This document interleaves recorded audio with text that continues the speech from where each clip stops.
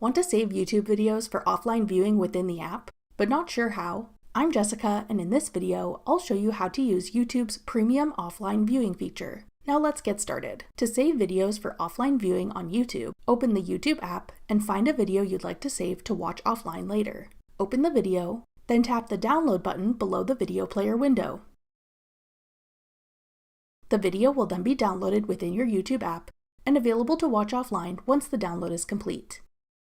To view your downloaded content, tap your profile icon in the bottom right corner. Then select Downloads. That's all it takes to save YouTube videos to watch offline. To learn about other awesome YouTube features, check out our full playlist of YouTube tutorials. Click the playlist on your screen now to watch. Thanks for watching. If you found this video helpful, we'd love it if you'd hit the like button below and subscribe to our channel. We put out great new tech tutorials like this one every day.